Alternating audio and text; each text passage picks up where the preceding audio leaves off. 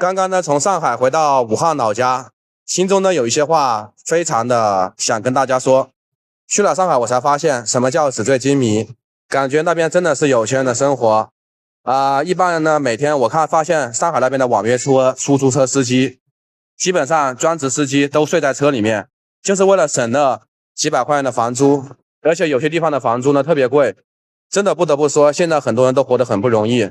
所以你说，如果你现在出门的话，千万不要乱发脾气，因为指不定就会像沈阳那边的铁西新区一样，开启冷兵器时代。你也不知道下一步他手里面会不会搞一个亮铮铮的东西对你身上来几下。不知道你们最近看到这个新闻没有？反正呢，我在武汉呢就发现呢，武汉不管说治安啊，人们的生活啊，都会比像别的城市要好很多。特别是如果你感觉生意做不下去了呀，你就来武汉看看。你看这武汉的街边的店铺啊，这边都有很多那种巡逻的，这个治安是绝对没得说的，对不对？而且武汉呢也是中部的城市，吸引了大量的人。虽然说武汉呢冬天呢它是比较冷的，夏天呢它是比较热的。有人说武汉的冬天不冷，你没发现去年有冻雨吗？对不对？快过年的时候那个雨特别大，那还不够冷吗？然后再包括夏天呢是比较热的，你看我这一路走上来呢，随时随地都有巡逻的，治安方面非常的好。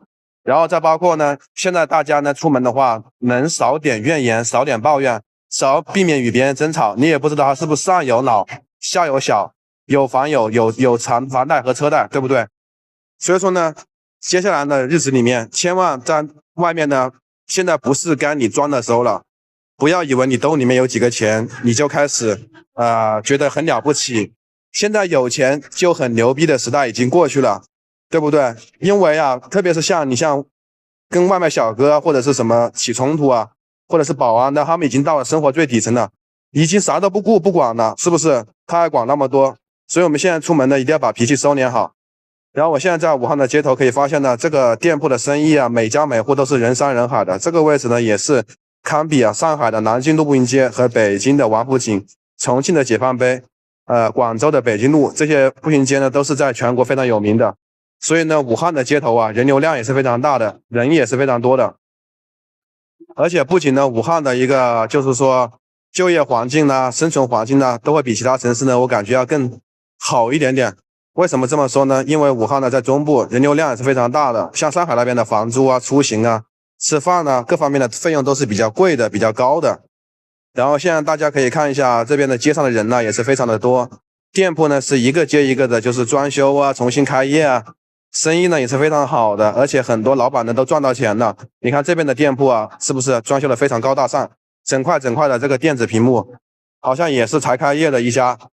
然后呢，生意呢也是非常好，里面人也非常多。现在呢，来到这边的广场上面，可以看到这边的高楼呢也是密密麻麻的，人们脸上都是喜气洋洋的。就是武汉呢，就是说更加柔和一点，就是说可能就是说不像别的城市啊，容易创业一个什么项目就发了。但是在武汉来说的话，生活成本更低一点，不管是吃啊、住啊、行啊，都是要更好一点点。就是说不会像别的城市